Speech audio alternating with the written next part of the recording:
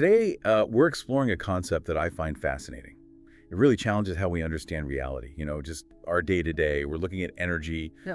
but through the lens of ancient Mexican shamans.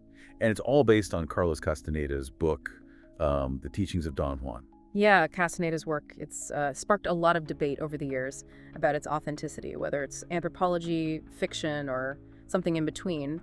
It presents a really compelling worldview. Yeah. I think Castaneda, studying with a Yaqui shaman, Don Juan Matos, claimed to have gone through like a real rigorous apprenticeship, learning to perceive the world in a way that most of us never even think about. Right.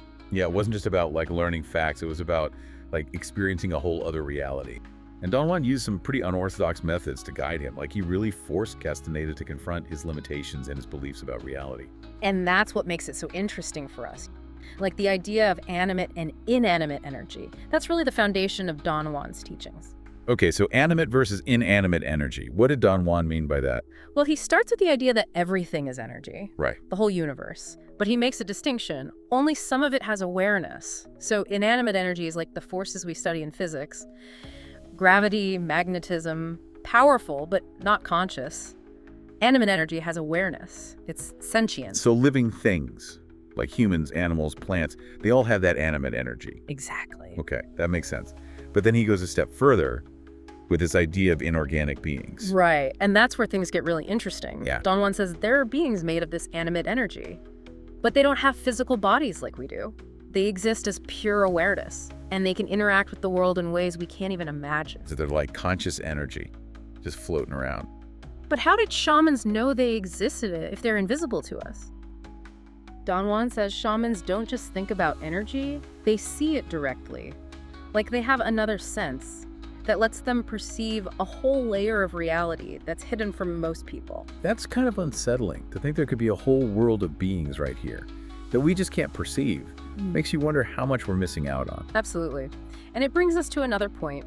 Don Juan's teachings weren't just about gaining knowledge for the sake of it. He believed in seeking a specific kind of knowledge that was useful, that could give you personal power. That makes sense. Yeah. We're bombarded with information all the time. But how much of it is actually helpful? How much helps us understand ourselves and the world better? Exactly. And you see this in Castaneda's early interactions with Don Juan. He says in the book that at first he just wanted to learn about peyote, like it was some kind of novelty. Right, and Don Juan saw that as useless, like intellectual dilettantism. It wouldn't lead to any real change. Exactly. He believed true power came from seeking knowledge that challenged you, that pushed you out of your comfort zone, and ultimately helped you see the world in a new way. So how do we go from just knowing about things to actually seeing them differently? It's hard to imagine how our perception could shift that much. Yeah, well, that's where it gets more challenging and more controversial. Castaneda's experiences show just how disorienting the seeing can be. He was constantly questioning his sanity, everything. He talks about feeling terrified when Don Juan had him find these power spots, by sensing the energy of the environment. It was so alien to his rational academic mind. It's interesting though that even though Castaneda was skeptical, even scared sometimes, he kept coming back to Don Juan. There must have been something about it, even with the discomfort. Yeah. That kept him engaged. Yeah, you're right. Don Juan says over and over that a true warrior, a seeker of knowledge, they embrace discomfort, uncertainty. It's about pushing past your limits to find something new, even if it's unsettling. So how did Don Juan actually guide him toward this seeing? Because it doesn't seem like it was just reading or studying. There's a lot of talk about plants and altered states and encounters with strange beings. Yeah, and this is where the controversy really starts. Don Juan introduced Castaneda to psychotropic plants, peyote and datura, as tools to break down his perceptions and open him to the world of energy. Now, obviously this is a sensitive topic. We're not advocating for drug use, and it's more to remember that these plants were sacred in this tradition, used very carefully and with a lot of respect. Absolutely. Don Juan was very clear about the dangers, especially with datura. He called it the devil's weed. He said they were powerful allies, but also potentially deadly if you didn't treat them right. It's like they were keys to unlock hidden doors.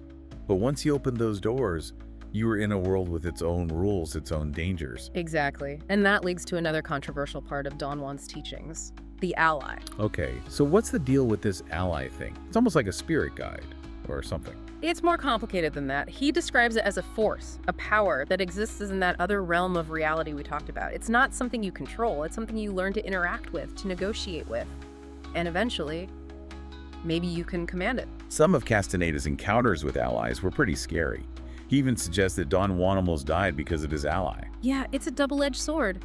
Ally can be a source of incredible power, but it's unpredictable, dangerous. It takes a lot of discipline, self-awareness, more than most people have. So it's not just about taking a plant and having a psychedelic experience.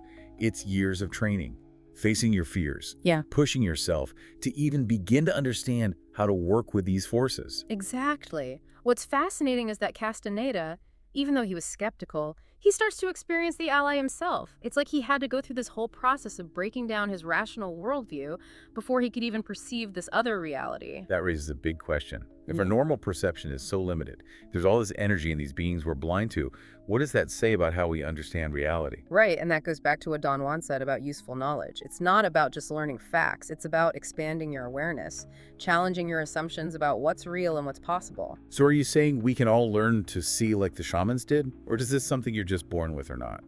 That's a question that Castaneda struggled with, and there's no easy answer. But Don Juan's teachings suggest that maybe we all have that potential for expanded perception. It's about being aware, questioning things, and being willing to get out of your comfort zone. So it's not about doing exactly what the shamans did, but more like taking some of their principles and practices to help us see things differently. Right. One of the most interesting things Don Juan talked about was controlled folly. He thought that if you did things that seemed irrational, like really pushing your limits and embracing uncertainty, that could help you break free from your normal perceptions and open you up to new possibilities. Castaneda gives some pretty wild examples, like having to run through the desert at night, using only his instinct and a tiny bit of personal power instead of his sight. Yeah, and that's the whole point. It's about breaking down those structures we build around ourselves, our routines, our assumptions, that self-importance that keeps us from seeing the world as it really is. Don Juan had a lot to say about self-importance, right?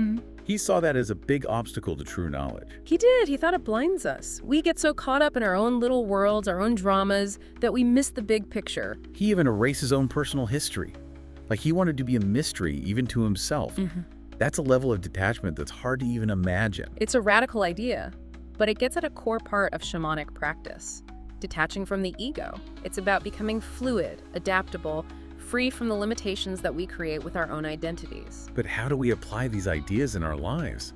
This all sounds very abstract. The key takeaway is that even though we can't exactly replicate the shaman's path, the principles behind it, they apply to everyone. It's about cultivating awareness, questioning your assumptions, and being willing to step outside your comfort zone. Embracing the unknown, even the parts that scare us, as part of growing and changing.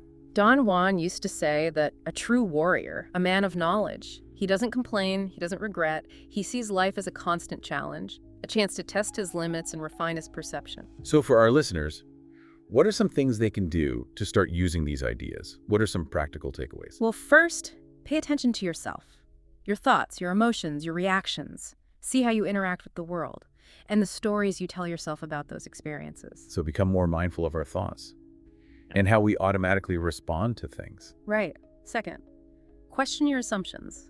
Don't take anything for granted. Be willing to look at things from different angles. Like that saying, don't believe everything you think. Exactly. And finally, embrace discomfort. Step outside your comfort zone. Challenge yourself physically, mentally, emotionally. That's where real growth comes from. It's about pushing past those beliefs and behaviors that hold us back. Right.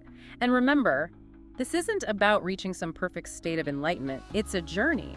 It's about constantly learning and exploring. So as we wrap up our deep dive into Don Juan and seeing, what's the one thing you hope our listeners take away from this? I think the most important thing is to remember that the world is way more mysterious and wondrous than we think. There are layers of reality that we're just starting to understand, and we all have the potential to expand our perception.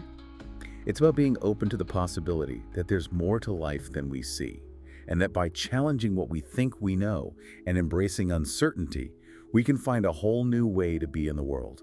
Exactly. Don Juan's teachings, whether you take them literally or metaphorically, they offer a powerful way to question everything, to explore the unknown, and to discover that hidden potential that's inside each of us. That's a journey worth taking, right? Until next time, keep exploring, keep questioning, and keep diving deep.